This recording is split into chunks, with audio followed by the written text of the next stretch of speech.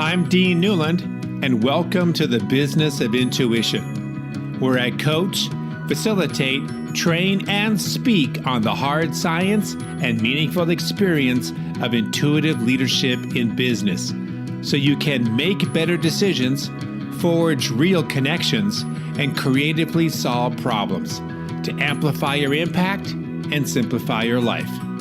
Welcome to the Business of Intuition. Humans are knowledge seekers. Humans want to act upon knowledge. Humans know that there is a lot more knowledge than that they are aware of. We hear phrases like, we don't know what we don't know. We ask questions on 360 assessments. What is this person's blind spots? We do environmental scans so we don't miss a shift in customer needs and become an example of a failing company in next edition of Jim Collins' book, How the Mighty Fall. Cash might be king, but knowledge is God. The tools we use to access and act on this knowledge is the analytical brain. This left side of the brain has created ingenious ways to measure just about everything. Project managers give us scorecards. Big data consulting companies kick out reports on marketing effectiveness, and employees are measured on their productivity. But these tools and attitudes we have towards knowledge blind us to much larger sources of knowledge and experience. It's like driving a car in the fog. We see a little around us, the steering wheel, the dashboard, the hood of the car, and 20 years in front of us, but not what's ahead on the road. Yes, humans seek knowledge, but we don't typically use our intuition. We are partially blind unless we use all the tools available to us. Intuition is a superhuman power we all have. We just need to learn how to trust it, develop it, and use it. The knowledge we get from intuition leads us back to ourselves, our identity, our confidence, our sense of self. The freedom to express knowledge from our intuition builds trust and purpose.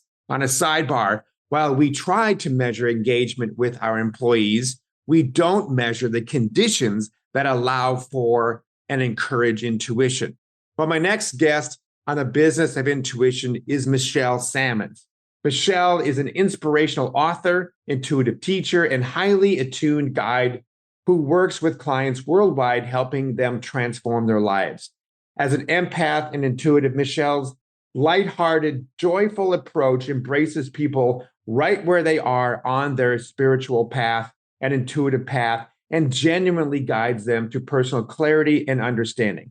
Michele makes her home in Memphis, Tennessee, with her husband, Scott, and chocolate Labrador, Dewey. Michele is the author of the Little Book of Big Knowing, Tiny Bursts of Insight to Wake Up Your Soul and Intuitive Compass. Consult your inner guru for everyday guidance. Michele's work is featured in Authority Magazine, Thrive Global, and Well Defined. Michele Sammons on the Business of Intuition. Michele, it's great to have you on the show. I'm very much looking forward to this conversation. I would love to start off with a question, and that is, when did you know that you were intuitive? Was there some aha moment that went, I've got something here? What is it? Did you have a sense about what that was, and do you know when that happened? Yeah, so that's a great question, and I love it because a lot of folks either think you are intuitive or you're not intuitive. And, because we hear all these great stories about people who have been intuitive since birth, right? And they just always relied on it.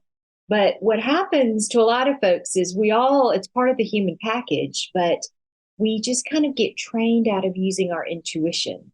And that happened to myself included. So as a kid, I liked my own quiet time. I liked listening to my own creativity. I loved my inner world. But as you go to school and you become your friends and your parents and teachers and all that stuff, you start to kind of lean into like the analytical, logical part of learning. And a lot of us leave this intuitive part of us kind of aside. We kind of let it go dormant. And that happened for me also. So my intuition started kind of nudging me and kind of wanting to get my attention again in my mid-30s. And it's always trying to get our attention, of course, but in a big way in my mid 30s, it really started pushing and pulling me in a direction away from one direction and towards another direction that kind of developed into this whole career that I have now. Great. So you mentioned something that you were trained out of being intuitive. Is that to say that we are intuitive naturally as children, and that as we get into our school systems, we're asked to regurgitate facts and information and to be able to memorize history, that this muscle of intuition gets a little unused and then we forget how to connect with it? Yes, exactly, Dean. So what happens is as kids, we come in and we're naturally, as part of this human package, this intuition, this communication that we have from our higher selves that kind of just helps guide us. And then when we start to learn, facts, figures, how to do multiplication tables, all those good things that we need to know in order to be, functioning in this world, we forget that we are intuitive. That skill's not taught. And all of us receive information differently. So we don't, there's not really a class that you go through school with, how do you use your intuition and how does it work best for you? And how do you hear it? And so because that's kind of not nurtured within our culture, it's not part of what we kind of cherish, if you will. So we just don't teach our kids to keep using it, to keep dreaming, to keep visualizing, to keep our imaginations open. It's just something just hit me. I mean, because I've been at this podcast now for almost a couple of years, and I've been really fascinated by intuition. I've got a little TED talk on the subject, but you just said something that spurred an idea that I've never had before. So I was with a client over the last few days, and somebody mentioned about the fact that they have a 16-year-old and they're going through the quote unquote normal 16-year-old identity crisis. It's almost like it's an expected period in one's development. Oh, you have to be going through an identity crisis when you're 16. But then it just hit me that maybe what happens when these kids become adolescents is that they've gotten so far away from that intuitive side that of course they're going to have an identity crisis, because they're no longer tapping into that part that's their highest and best self, right? They're being molded into an analytical mindset, divorcing themselves from that intuitive knowing. Of course, one would go through it into a crisis of identity. What's your thoughts on that?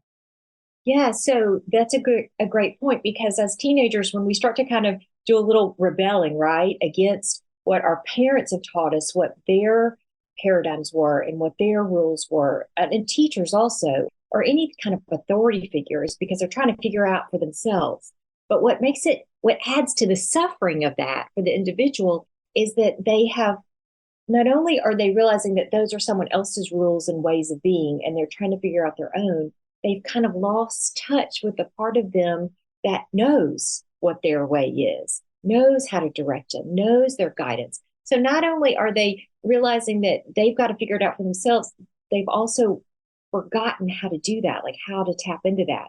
We also do this with midlife crises. That's what that's all about, right? So we can come back around to this, because if we don't figure it out kind of early on, where our intuition is going to keep nudging us like, hey, this is, this wasn't exactly what you had in mind when you came here. So it keeps coming back to us. It's not going to give up.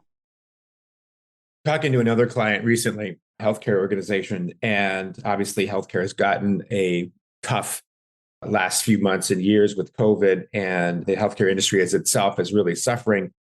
And they told me that they got their engagement surveys back, and it was actually better than they had anticipated. So I was looking at the things that they were measuring, right, in the engagement level, right? Well, it just occurred to me, there's nothing in the engagement survey of any company that I've ever seen that measures intuition. That is the sense of are you able to feel safe enough to tap into that higher part of yourself, that intuitive side, where you can communicate in a meeting with your peers, even though you may not be the subject matter, quote unquote, analytical expert in this area, but you can speak into somebody else's area because your intuition sort of just is beginning to come alive with ideas. We don't measure that. It's not part of the way in which we measure engagement. But as I'm hearing you talk, and I agree with you, that intuition is part of what makes us engaged. Yeah, well, it's where our insights and our ideas come from, right? It's one of our creative resources. And that's how like inventors get ideas. That's how artists get ideas. That's how writers get ideas. We are tapping into our intuition and we get those kind of aha moments. And so that's what kind of moves us forward. Because if we just stay in the analytical, rational part of our mind, that only knows from history, right? It only knows what it already knows. So you don't Right. really take those leaps until your intuition comes into play. So if you want to take some kind of leap with your organization or some kind of leap with your invention or your creativity, you've got to have your intuition be a part of the puzzle. Yeah, I was thinking about how organizations are so much interested in wanting to be innovative. And I think that our catchphrase or our accepted way to tap into intuition is the classical brainstorming session. It's like where you can just sort of let whatever ideas, throw some post-it notes on the wall. Let's talk about it. What's really happening is probably people are beginning to let go of having to be right in everything. We've been given the freedom to be creative. Hence, we can kind of tap into that intuitive side, but we don't call it that. Let's go have an intuitive session. No, we call it, let's go have a brainstorming session, but they're probably very similar. Yes, you're just giving yourself permission to think outside of the box, right? You're giving yourself permission to open up to something different. And that's when we frame it up any way we want, it's just permitting ourselves to kind of to shift gears really from the analytical part of us to the intuitive part of us. And what I want to encourage is some people don't do well during a brainstorming session. It's almost like they freeze up a little bit. And it's because they might receive their intuition in a quieter space, or they might have to be moving to receive their intuition. Mm, There's different ways that we receive. So if someone isn't at their best, their shiny self during a brainstorming session, it just means that you're getting your inspiration in another way. Because intuitive hits can come many different ways. For example, I was just working with a client and explaining that I get a lot of my creative ideas in the shower because there is something about doing something mundane that you know how to do and you take your mind off of a problem and then the solutions just start to pop in. And this mhm. happens with anything that is we can do without thinking about it very much. So like walking, running, swimming, sewing, driving, anything that you can almost do automatic, folding the towels, like all of that stuff gives you a chance to move, to find a rhythm with something, to kind of let go of thinking. And that's when some ideas can pop in. It's a very easy way to access your intuition. So I totally understand what you're saying. Like for me, sometimes I would run and down near the river where we live up in Oregon. And there was always, almost without a doubt, I would come back with some new intuition inspired ideas. And so for me, it was that physical activity and being out in nature. And it's probably one reason why I love going and living in Bend is because of that. The city, the town, the environment almost says, Newland, it's okay to be intuitive. We're going to give you the resources to be able to step into that field. And so I get that. So sometimes, though, here's my question, try to find a way of articulating it. Just as we have different situations with people and characteristics of where we are involved in, like we might have a strategic planning session, we might have a finance session, we might be talking to somebody about their kids, that there's different contexts to that. And yet we all have our own signature way of tapping into intuition, to your point. So can we tap into our intuition in a style that may not be our preferred, but that we still have the ability to get there? Meaning, okay, I don't have my natural style of tapping into my intuition is not to be in a public setting with flip charts. All right. I'm a sewer. I'm a runner. That's not what I do. So, okay, I guess I'm not going to participate in this conversation because that's not my intuitive style process, right?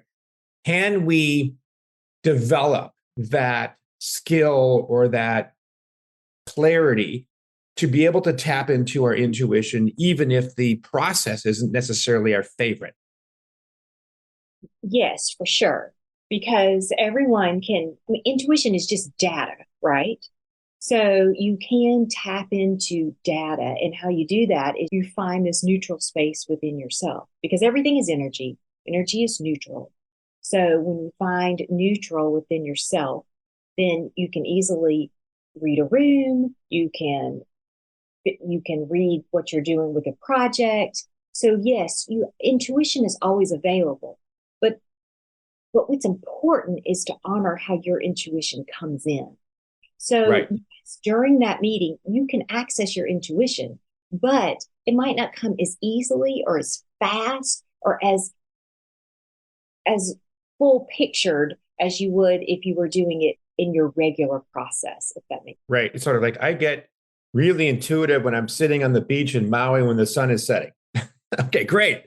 That's your signature spot, but that doesn't mean you always get the luxury of the environment to bring out the intuition. You actually might have the intention of intuition. You might have that clarity that that's what I need now, and then through that intentionality, maybe some intuitive hits, as you might say, could come your way. Is So, that what in Dean, a sense you're saying? yeah, so Dean, if I was working with one of my clients and they said, okay, I love to sit on the beach in Maui, and that's where I get most of my great ideas. I'd be like, okay, well, what is it about the beach in Maui that inspires that to be open? Because all you're doing is you're allowing the beach in Maui to be your permission slip in order to Yes. receive information. So, Yes. what is it about that is letting you permit yourself to receive? And usually that is a feeling state. You're relaxed, you're calm, you're not worried, you're kind of zoned out a little bit. So then when you're in one of these sessions where you're allowed to be creative and inspired, if there has been time and space set aside for that, then I would suggest to one of my clients, let's try to evoke that feeling of sitting him out. Close your eyes, find that centered, neutral space. Become relaxed. I would even suggest they think about, visualize, like being in the beach chair on Maui and just sit there and see what happens. You can use those same games of imagination and visualization in order to tap into that intuitive. Yeah, I love it. And I love that line that you just said that it's like the permission slip. I think that's brilliant. Spot on. How then can we balance these two different domains, or are they the same domain with different permission slips? Meaning we've got this analytical, data-based, factual, what's seen, what's touched, what's smelled, what we would call reality, in the way in which we measure it. And then we have this more elusive part of ourselves that doesn't always have a language, which we might call that intuitive gut sense. And they both are important. They both have a space in our life. They both are real. And yet, I wonder how best can we integrate these two? Like I was just at this meeting, I was telling you about somebody put up on a flip chart the acronym WGMGD. And I went up and I said, well, what does that stand for? And he goes, what gets measured gets done. I thought, oh, okay, got it. And I don't disagree. I can understand that. But that leaves no room for intuition, And so my question then is, how do we balance intuition with our analytical minds? Yeah, so your analytical mind is kind of a gift of the physical world, right? So in order to be physical and be in a material world, you've got to have an analytical mind because you have to know how to drive a car from point A to point B. You have to know to put your socks on before your shoes. You have to know, that's part of being in a physical world. Now, the intuitive part of you is much more natural to you because you have that when you're not here. So that's how you would always eternally operate, if you will. So the intuitive part of you is the part that receives, the part that gets inspired, that gets the ideas, that gets the inspiration. The analytical part of you is the one that figures out how to incorporate that into a physical world. Like, how do I then take this idea and make the book? How do I take this idea and do the invention? How do I take this idea and present it to a team or to a client? That's the analytical part that comes in. So they kind of dovetail together.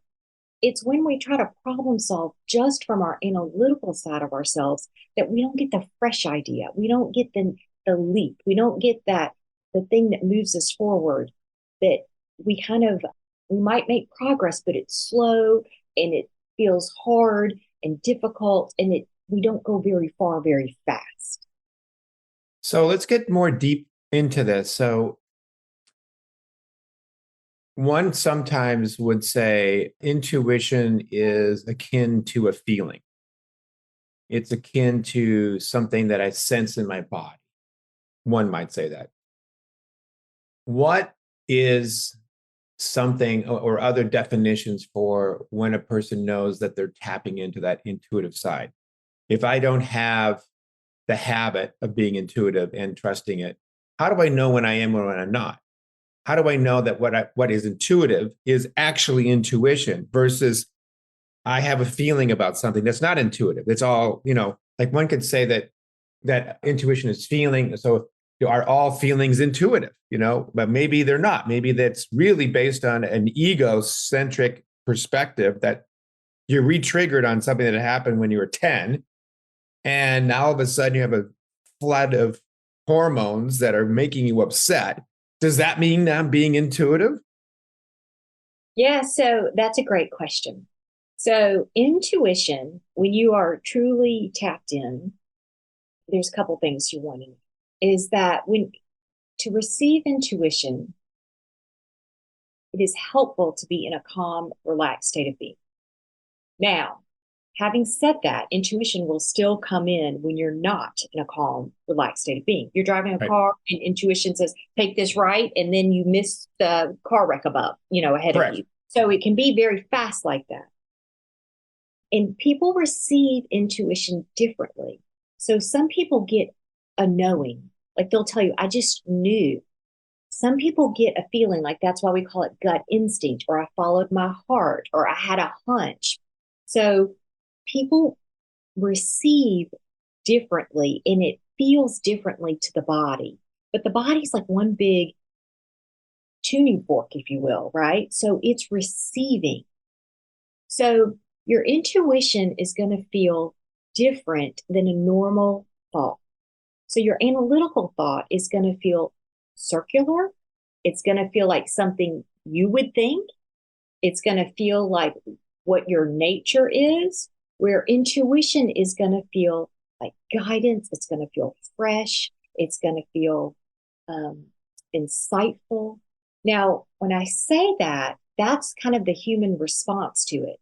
Because again, all energy is neutral. It's just data. It just is. So when you receive intuition, what happens is you're just refocusing from your analytical part of yourself to this intuitive part of yourself that is getting intuitive flashes, not from what you've already known, but from information that is out there that you have ability to receive. And then you get excited about it, or you get happy about it, or you could even get scared about it if it triggers something in you. But the emotion, that reaction, is your human self responding to the data. Does that make sense? Yes, it does. Yes, it does. I want to pose another question to you to follow up on what you just said. I love this. So, for example, like I could get an intuitive hit that I need to move to Bend, Oregon. Like I could feel this, like, oh, I should go to Bend, Oregon. Now, the data, that information is neutral. It just is. But now my reaction to that could be, oh, so excited. I've always wanted to go to Oregon. Or it could be fear. I got to go to Bend, Oregon. What do you mean that? So that's part of the human us that either goes with the flow or resists it. So it's almost like a conveyor belt. Early on, intuition might be present, and then the human reaction comes in later. Yes, it's going to come on the heels of it. Yes. Heels of it, right downstream of it. So and then where does fast so that you think that the intuition is the feeling, but the intuition is just Good point. Because they happen so quickly, they collapse on HLs, and we think that this is okay. I love that distinction. So where does intuition come from? Is it a neurological situation? Because you talk about these flashes, you almost like you're saying that it's coming from someplace. Where is that place? Well, now we're getting woo-woo here now. This is cool. Yes, we are. So we're going to go there. So here. All right, let's go. Buckle up. So intuition is really communication from what I would call your soul self, the aspect of you that is ancient and wise and eternal. Some people call that their higher self. Some people call that their inner being. It doesn't really matter what you call it. The label is a very human thing. It's that part of you that existed before you became physical and will exist after you are physical. And that communication is coming from a broader perspective, a higher perspective. It's almost like if they were on the mountain and they just have a different viewpoint. And you're the human kind of here in the valley doing all the physical fun things, but they have a different perspective, your soul self does, of how to get where you want to go. So that's why intuition can sometimes feel like it's making you take a right turn when you would think you want to go straight, or it's making you double back 2 steps because your soul self can see the obstacles in your path and it's guiding you around those things. It's taking you down the path of least resistance. So intuition is going to feel like, because it works with symbols, because it works with some, not words, right? Language is a very human thing. It's going to give you these flashes of insight that then the human translates. Yes, and Some people get this as feeling. Some people get yes. this as it. Some people can get this as visions. Some people get this as just direct knowing. There's lots of different ways that you can receive intuition. There's lots of different ways you can engage with your intuition. So is intuition the vehicle or is intuition the source? Intuition is, I believe, well, I would say intuition is the pathway, is how I would frame it up. It's the channel, it's a conduit. Yes. So then it's the delivery mechanism. Yes. So if intuition is the delivery mechanism, and I'm not disagreeing with anything you're saying, we've had these conversations, especially my wife and I, for years, then is the source of intuition, if intuition is just a delivery mechanism, that higher self that you say, the mind versus the brain, the soul versus the body, that there's something that is overarching beyond our human experience that we are tapping into, the vehicle being which is intuition. So say more about that part. I mean, that's a different domain, essentially, that you're talking about. Because I think there are different layers. There could, my intuitive self could be a great pattern recognizer. And through listening and being present, I start seeing things that are in the physical world. I can start connecting the dots. That may not necessarily be as a higher level. Higher isn't necessarily to say a value judgment. I'm just saying it's a different level. But what you're talking about is a kind of intuition that is delivering information that transcends this physical space and that transcends this body, and that is coming from what you might call your soul, your higher self. So speak to what is that? Well, for me, that what I experience with myself, with my clients, that soul self is the part of you that is self-reflective of source, right? And so that soul self, all of our soul selves are constantly wanting to expand, to experience, to grow. And so how the soul self does that is through a physical material world, if that makes sense. So your soul self is, well, as a human, you would not have agreed to go from this bigger kind of energetic being that you are into this little bitty human, unless if you knew that you would have guidance, that you would have help, that you would have assistance, and that you would be able to navigate this world with kind of another perspective up there helping you. Does that make sense? Yes. So if we've got this expanded, more limitless experience, which the level that you're defining is the soul, and other language that might go along with that, why then come down to this very dull, lower vibration existence? Is this, well, I mean, what's the purpose behind that? Is there a purpose behind that? I sometimes wonder about that, and I've talked to other people about that, but I want to get your thoughts on that. Yeah. So Dean, that's tapping into what I would call the soul's journey. So your souls are naturally curious. They have lots of wonder about them. And so as a soul, you use the human experience or whatever other physical experience in order to understand themes. So, for example, let me give you an example. If someone if their soul was curious about healing, they might decide to come into a physical body and explore the nature of healing from the perspective of being a healer. Now, that could take on many different forms. That could take on becoming a doctor or a nurse or a massage therapist or a physical therapist or an energy worker. There's lots of different ways the human could explore being a healer. Now, the soul could also decide it wanted to explore healing from their perspective of being somebody that needs to be healed. So they could don some characteristics that as humans we would consider needed healing, and then have that experience of healing through the perspective of being healed or choosing not to be healed. So the soul is just garnering information, wisdom, knowledge, experience in order to expand, to expand, to expand. Is it expanding for itself, or is it expanding for the physical plane? Well, the physical plane is it, and it is the physical plane, right? So, I mean, the human that you are is the soul that you are. The soul that you are is the human that you are. And yet we have a mind, or I should say a brain. Let's make that distinction, a brain that doesn't always see that way. It's like as soon as you are born, you forget whatever happened in a prior lifetime, right? And then we spend most of our time in our life trying to remember stuff that we forgot. So what is it that... But that's part of the limitations that we imposed on ourselves to be here, right?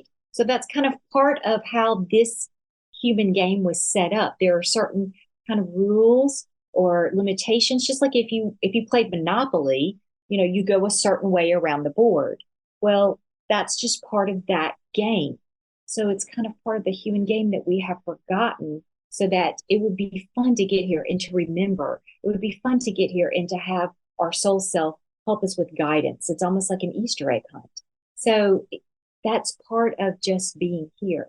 If you had remembered everything, then the human earthly experience would have lost some of its zap, if you will. Yeah, but I'm still trying to get from your perspective as to, okay, and maybe this is just the way my mind works, right? I find purpose for things. What's the purpose of this game that we're playing that interconnects? And even though it's the same, the soul and the body and the mind and the brain, all these things going on, the part that forgets, the part that remembers. So what? For the journey, for the expansion, for the nowness. See, this is where our analytical mind starts to really want to analyze it. And say, if I'm here, there's a purpose, and I'm going to go from point A to point B, right? I mean, and why would I want to go from point A to point B? Yes. Right. So, but souls' journeys can look really different. Some people go from point A to point B and they go as fast as they can. And some folks, when they come down and from their soul's journey perspective, it might be more zigzaggy. They might be more interested in learning little bits of here and there, or it might be more circular in fashion where they come back over and over again to want to learn something from a different perspective each time. So from a soul, we're not necessarily looking to go from point A to point B as fast as we can. That might not be what we're interested in this time. Hmm. So what about if you look at it at a larger level that of individuals to the collective, to the group, the family, the planet? And I sometimes think that we think very much as the ego, the center, that it's about the individual's journey, right? And we look at it from the sense of I, me. But if you can keep expanding the vision out further, we're just a small little drop in a large ocean that is having these experiences together. And then it's like, what's the organism? Is the organism the self? Is the organism the collective? And so if we look at it from the organism as the collective, it's the human species that is to the degree that the language will allow us to get our arms around, then what's sort of the collective soul's lesson that we as a planet right now are going through that, from your perspective, What are we here to learn as a collective? And maybe that's an analytical approach to this. I get it. Yeah, no, that's all right. So it makes me smile because why do you think we're here to learn? Right. So if you are soul, and soul is source, so it's not, from my view, from working with clients, your soul is not so much here to learn. That's kind of like wanting to figure out a problem, right? Or figure out a solution, or it's more this kind of, I want to use the word growth, but that's not even accurate. It's this expansive feeling of experience. It's like if you wanted to go on a trip, if you were going to take a vacation, wouldn't say to you, Dean, what are you going to learn on your trip? I would be like, what did you experience? What was fun? What delighted you? Where were the obstacles? Tell me about it. Right? It wouldn't be so much that you were taking that to learn something. And you could be taking an educational trip, or you might just be taking an easy, relaxing trip. There's all different reasons why we're here. So this is totally my perspective. I get it. But even when I go on a journey to the degree that you just described, right? I see it from, this is Dean saying this, I see it from, what is it that I learned in my vacation in Maui, right? I mean, what is it that, even though it was a relaxation vacation, I wasn't there going to any archaeological digs. I wasn't there to do anything other than just to sit at the pool all day, right? I come at it from, what was that about? And what did I learn from that? I had a great experience and I love the experience. It could have been fantastic. Is there something out of that I can kind of go, Now that's the way I see the world. I'm always, and maybe it's because I'm in the business I am, every experience I have, this is this is telling on myself. I always look to, how do I teach this? Always. Well, because the way I'm hardwired. Well, Dean, exactly. That's part of your journey, right? And at the core of you is the teacher, Dean. Yes. So that you're always coming at it from that perspective, from that angle, right? Yeah. But not everybody has at the core of them a teacher. So not everybody is looking to be a student or then to know how to teach that information. So yeah. Some people, if you were a creative, you would want to, if you were an artist, a visual artist, you might be exploring like what that shell looked like versus what the sand looked like versus the texture versus, you'll come at it from a completely different angle. That experience will then kind of just live within you, and then you use it at another time, right? To paint a painting. And you use, oh, wait, I liked how that wave looked. So we're all kind of coming at it from a different perspective. So let me ask you another question to sort of bring the different layers of the cake into this conversation. So I'm listening to you and it makes sense. I'm a listener, right? And I want to be able to encourage somebody or help create an environment, help create a connection that allows for connection, allows for intuition, allows for the blending of intuition and analytical thinking. Are there some ways that as a person that I can encourage intuition in somebody else? And what would that look like? Again, from an analytical perspective, I get it. Yeah. Sure. That makes complete sense. So what I would suggest for folks who don't feel like they're tapped into their intuition and they're looking for a process, right? Because you got to start with what you know, which is you're operating from the analytical side of yourself. So a couple of things I would suggest is, number one, to get quiet, to spend some time in silence, whatever that means to you, whether that's trying meditation, walking in nature, just sitting on your back porch. I would nurture silence, because when we stop thinking for just a little bit, when we just kind of let that be background noise, that's when our intuition has room to grow and show itself. So when we kind of let the outer world dim its lights a little bit so we can turn to the inner world, that's when intuition kind of has a place. We make room for it in our lives. So what I suggest to my folks is to nurture silence, to find a way to get quiet. And then I ask them to check in with themselves.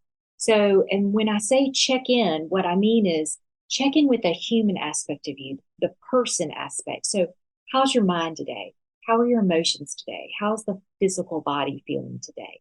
Like, let it talk to you, because until you kind of let it have its say, it's not going to calm down enough for you to hear your intuition. So, to nurture that intuition, check in with yourself, check in with the mind, check in with the emotions, check in with the body. Let it have its say, and it will peter out. Once you kind of just but pay attention to it and give it some attention, it will start to calm down. And then I suggest to folks, that's when you want to tune in. And when I say tune in, that means that's when you're trying to find that calm, centered, neutral place. And so that you can tap into your higher self, to your soul self. The next step I would suggest is then that's when you can receive. That's when you just sit and you can receive. And that might be just an emotion. That might be an idea. That might be a memory that gets triggered. That might be a visualization. That might be your body gets hot or cold. Just receive. And then once you receive guidance or you receive information, that's when the analytical mind can come back in and you can interpret that into a doing. And I would do a baby tiny step when I suggest a doing. So if someone says, I received information, I was sitting in silence and I thought about my sister and I thought, I have not talked to her in a while. That's information. So when you get out of your meditation or your moment of silence, that's when you might want to go call your sister or send her a text or be like, hey, just thought about you. And that's how it works. And then the loop starts back over again. So that's what I would suggest. And I would suggest to someone who has not been nurturing their intuition, or they don't feel like they have, access to it on demand, then I would start with that kind of simple few steps. I would sit, I would let the outer world quiet. I would turn to my inner world. I would tune into myself. I would check in with myself. I would tune into my soul. I would receive, and then I would do. It's good stuff. I was just thinking about a client I was talking to recently who said that he has 50 to 60 hours in meetings a week. And I was like, how is it that you're possibly able to get intuition going into your life if you don't have any space for it?